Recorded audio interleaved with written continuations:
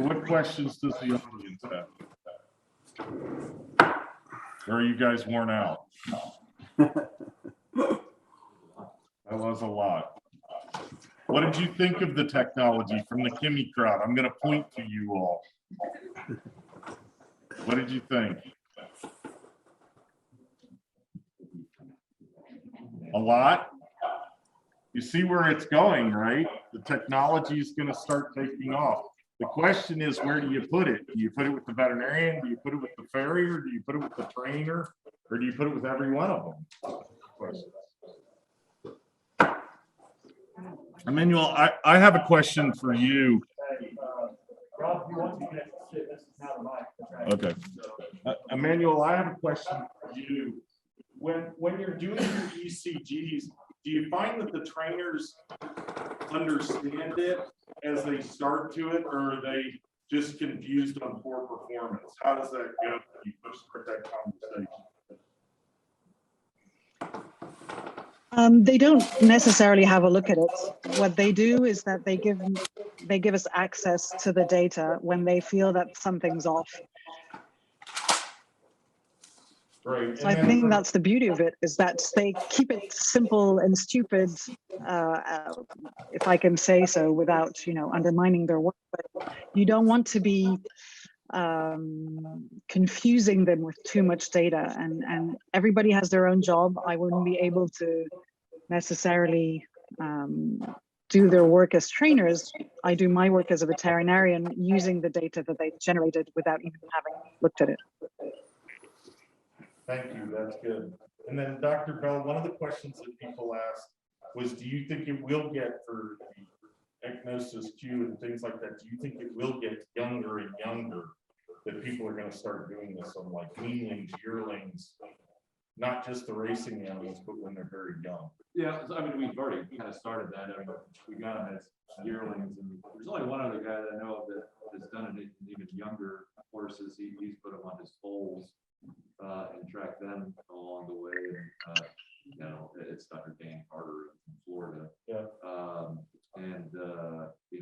don't have access to his data, but just talking to him, what he sees as foals continues on as they develop. And it'll be interesting as the years go on to keep tracking that, see if they stay consistent within the individual and across the individual as well. Well, then, especially with the barriers, because we go back and forth with them for breakover and things. And so if you can get out early on that, I mean, we see a lot of these animals that have like sesamoiditis, and then they keep pushing it. The problem is if you kind of backed it off and give it a little bit more time, you'd be better off, basically. Now, surprisingly, some sesamoiditis does not show you a full-blown swollen ankle. I mean, it just doesn't. So it can be hard. That's where I think the Ecnosis could really help us. Sure, absolutely. In an ideal world, every horse, everywhere, at every stage, I'm reaching my limit of I could like that on. I think a lot of our research has shown that we need a lot more data, which means we need more people invested in it and use the technology.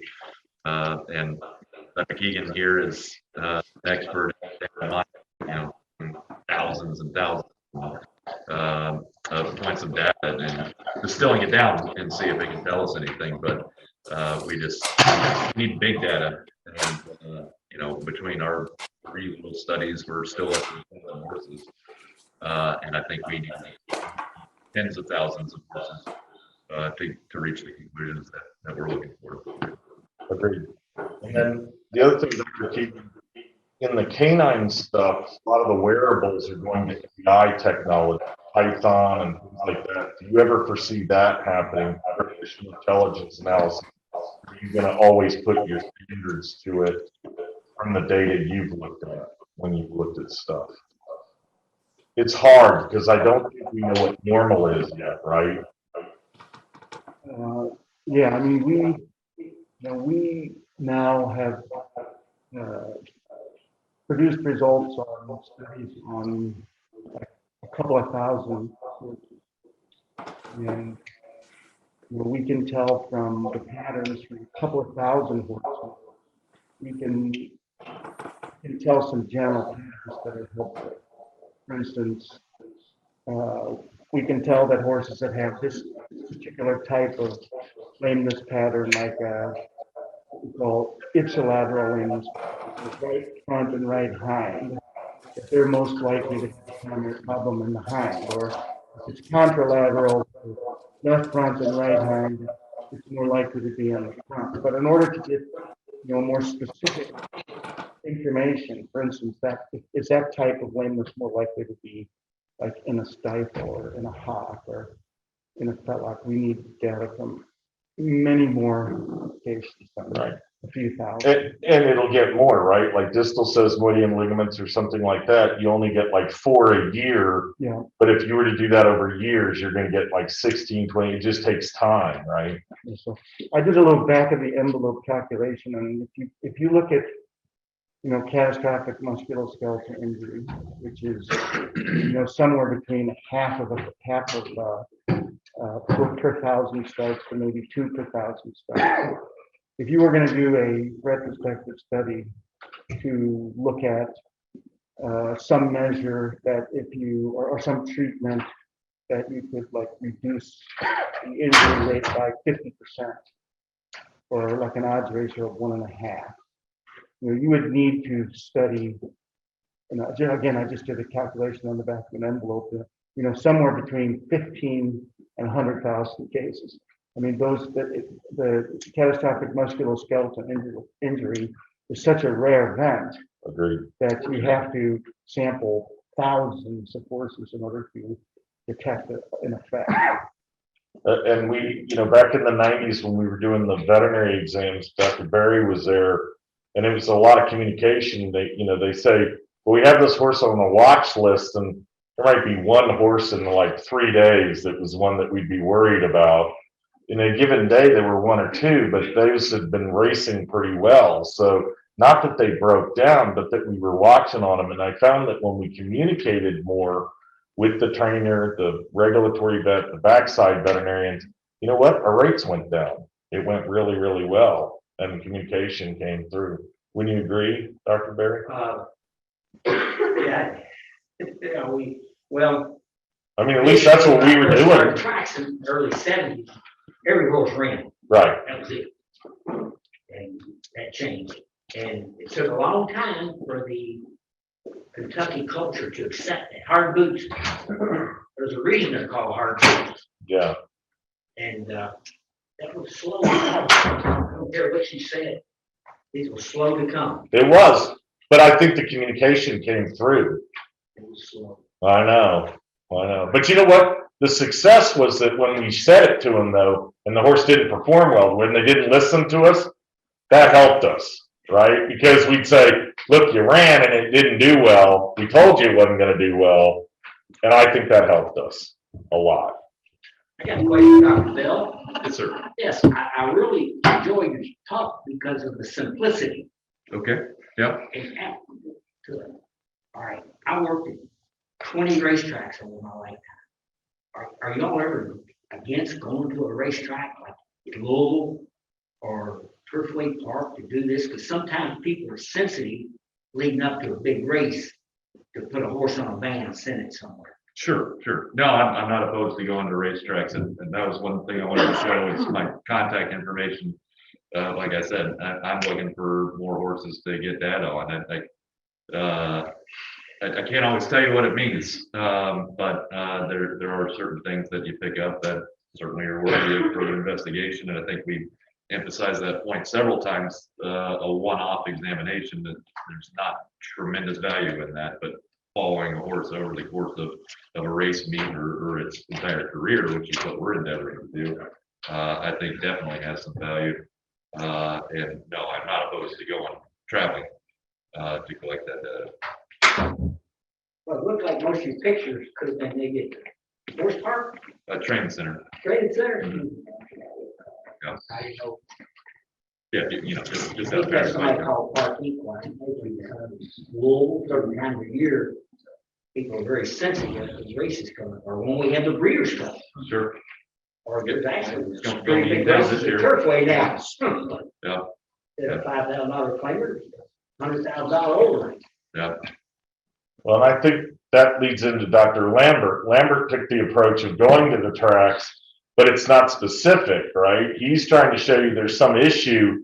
Go talk to Ecnosis or go get it lined out a little bit more. So Dr. Lambert, has it been hard for you to go to the racetracks initially, or would you have felt it would have been easier to go to the veterinarians? Make sure you're unmuted, so that You got to unmute, Dave. Have you got me now? Good. I think hard one to say that. It's just difficult all around. And I think the big problem we have is that we don't have an overall welfare understanding. So like Dr. Forbes said, we've got these different silos of things, all these different things happening. And we haven't got one overall welfare concept. So I hope that gets pulled together at some point, because combining a couple of things to say, Emmanuel talking about older horses keeping going, staying sound, they run forever. And Dr. Forbes saying that we must, in his ideal scenario, they would have little time off.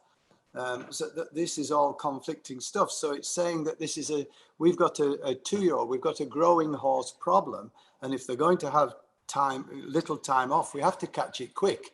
And so I'd like to just share this with you from what we're seeing. This is just an opinion and just what we're seeing.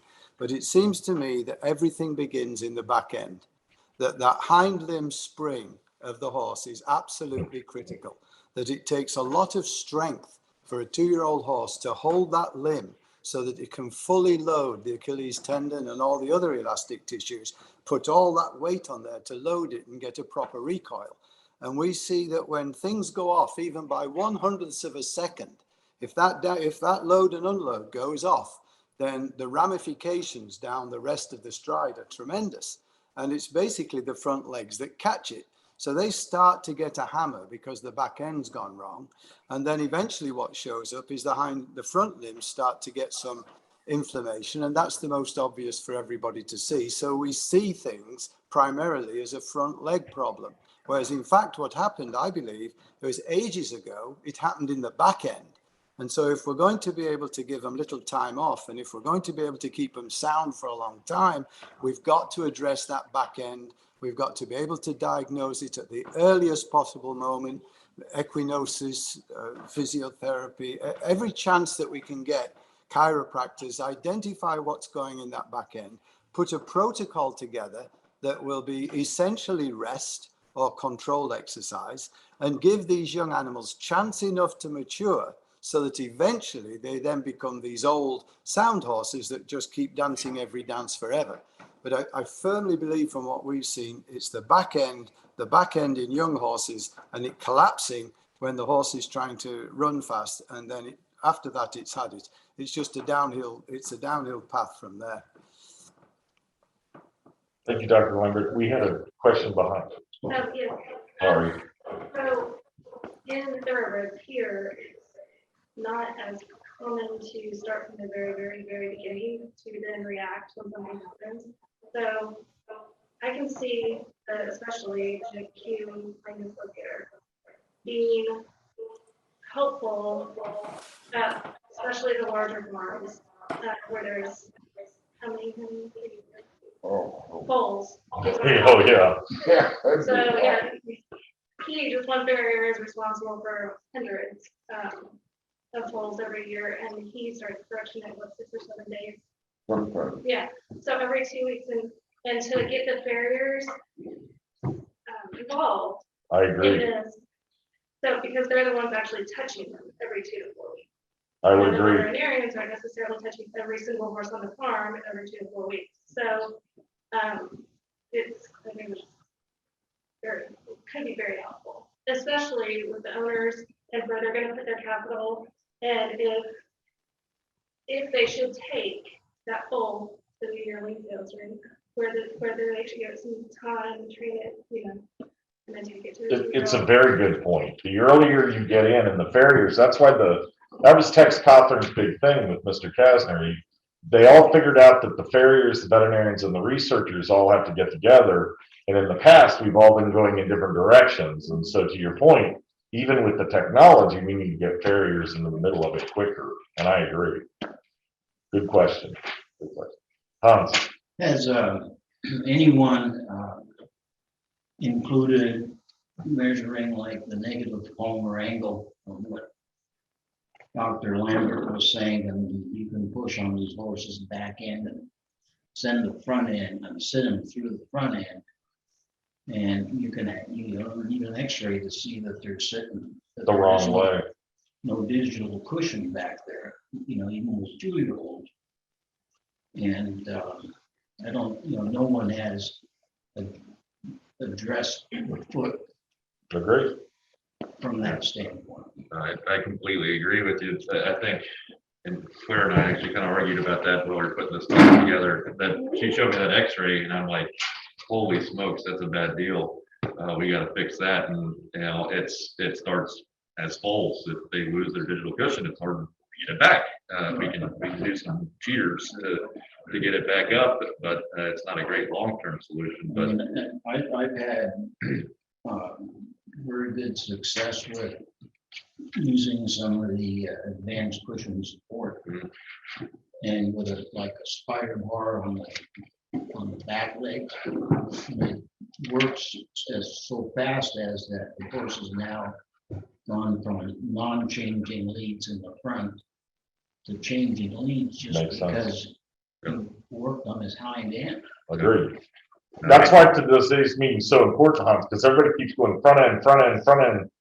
And all of us that are out here going back end, back end, back end, and compensating. The horses are not lame, to your point, in one area, right? That's the other question with Ecnosis and Lambert and everybody. It's multifactorial. It's never one, so they're just lame in the ankle in the left front. They start compensating, and I'm sure, Dr. Bronte, you're probably seeing that too, Forbes, out in Hong Kong. They compensate, right? So you can see it, correct? Yeah, so some of the work we did in Singapore, looking at large number of horses, the symmetry analysis. At the moment, we're running a project looking at direction. So in Singapore, they run one way. In Hong Kong, they run and train the other way.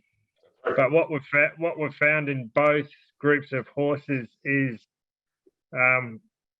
they all have a low level of asymmetry in one hind leg, or a higher statistical chance of having a low level of asymmetry in one hind leg compared to any of the other legs. So there is something there. Again, harping on about it, we just don't know yet, and we've got to look into it more. There was also a question about whether changes in feet change these sort of technologies. And again, we've just applied for a grant to look at that. So it's kind of nice that everyone's thinking along the same lines. But I think we really need to get good evidence-based medicine to show these things. But again, that's why I'm keen to talk at these sort of areas with different people from around the world, because I think everyone has something to add, and we can all learn from each other.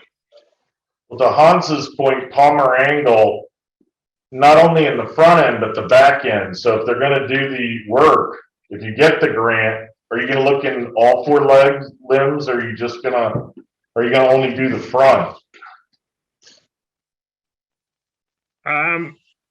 It would depend whether we take x-rays and how much money we get. Yeah, that makes sense.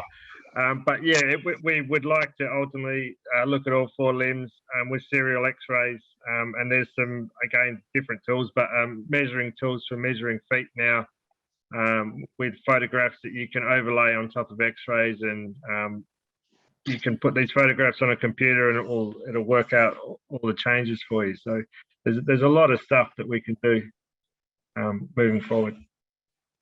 Great. Thank Got you. some online questions. That'd be great. Rob, I guess No, you can moderate. Okay. Two of these can probably be answered at once. So Okay. there's some questions about how to pay for these systems and So regulatory. one of the questions is from Sarah Robertson. What technology aids would you think should a regulatory veterinarians at racetracks use to help protect the animals which race, and the kind of protocol for racing? I guess what I'm trying to ask is, should racetracks have a protocol for the horses to evaluate, to incorporate real-time sensors? And what kind of those real-time sensors can be used to be available for the racetrack horses? And then they asked the same question below it was the financial hurdles of these monitoring systems. Is that influencing this type of technology? So really, Sarah and the anonymous question is very similar. How do we get it more utilized, and is the cost a barrier to entry? Was the second part of the question. So I'll pass it on to the agnosis crowd. Do you see this type of technology being put into a regulatory role at the track? Well, I can start and tell my opinion. Again, I don't think it's going to be used as a one-off measure on the horse before the race. It just doesn't make any sense to do it that way. But the use of it, throughout the meet, I can see that would be very useful. The lameness locator is sold only to veterinarians, and because the information is easily misinterpreted, so regulatory veterinarians are just as likely to get use out of it as a veterinarian doing a lameness evaluation on a horse. So I don't think that is a barrier. The cost, I mean, if you're evaluating many horses, the cost is certainly not a barrier. But that's not what I have run into in opposition to the use. There's there's two sources of opposition to use from veterinarians. One is that they, I don't know, somehow fear it, or they think it's going to make them look bad, or it's going to disagree with them, or something like that. And that's really not the point. It just, sometimes I'm wrong, and it doesn't bother me anymore. So, and then the other opposition is from owners and trainers of horses, and they're worried about a improper evaluation of the results, or overzealous interpretation of the results, and or immature, overzealous interpretation of the results. And I can see that because if you're not knowledgeable about how it works, and you're just going to be reading a value off the computer, then you can make again overzealous interpretation of it. So to me, that's the opposition, not the cost. Not the cost that's the opposition. It's not that it can't be done. It's easy to do. It's fear of having it disagree with you, and fear of having it overinterpreted. So I think if I can add to that, sorry, I think by the time the horse turns up to the racetrack, it's too late. I think I have a regulatory role now, and for me to examine a horse on race day, we've sort of missed the boat. These horses need to be monitored beforehand, and we need to be making these informed decisions beforehand. So I think as a regulatory tool, and as Emmanuel said, we work with her, and we've probably put ourselves back a year by the trainers having a fear that if we put these on their horses, we're going to put restrictions on their horses. So it needs to be sold more as a tool for trainers and veterinarians to train their horses, to monitor their horses, and give them the ability to go looking for a problem when there's a problem.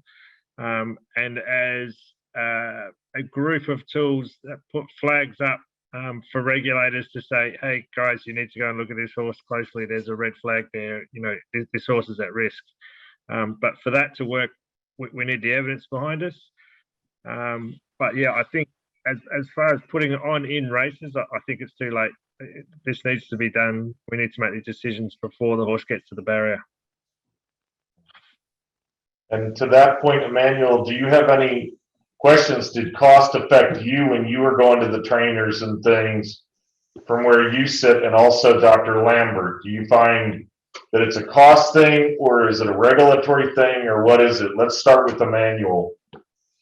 I think that because the tool that we're using, it was designed for the trainers. Initially, it is sold to the trainers as an aid for their decision making for the horses. And we just come in as, we sell a telemedicine service, which is probably cheaper than going to the track and seeing the trainer all the time. So I don't think it's all in all very expensive, because you can use the girth, a single girth on several horses. I know that the tracks that we follow in Chantilly, for instance, they've got 5 to 10 girths depending on the size of the facility, and they just do every group of horses that go out, they would take one and go to the next, and because there's a chip reader, then there's no confusion on which horse has been measured when. So once it's implemented the routine, it's actually much more cost effective for the trainer, because it allows them to see, well, I'm maybe not going to push that horse right now, have it fixed or have it rest, and then see how it goes. So when they understand the benefits of prevention, I think that it really makes a big difference on the amount of veterinary fees that they're going to pay afterwards. That makes sense. And what about you, Dr. Lambert? Don't forget to unmute.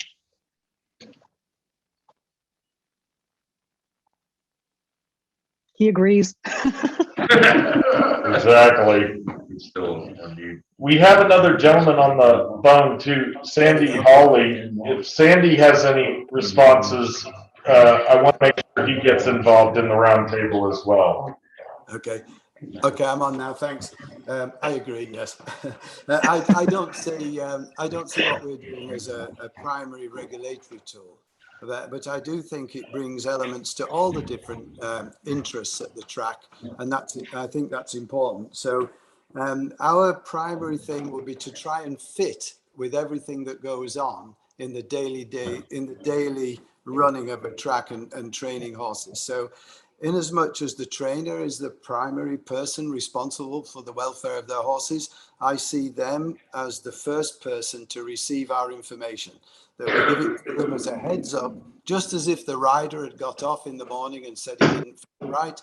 Our sensor is a modern day rider. So we just tell the trainer that something has gone astray. It then is his responsibility to look after his animal, call in his vet, do whatever he has to do to look after his animal.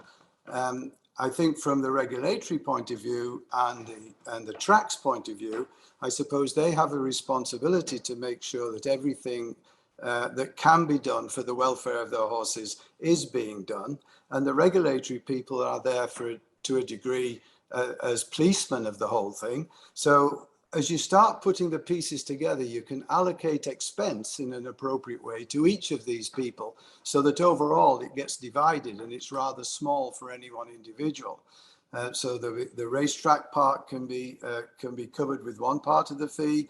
The regulatory vets can get this red flag, alert the trainer and the clinical vets, and require them to look at the horse before maybe it gets to run again and report back to him. So I see an environment going forward where everybody's working together.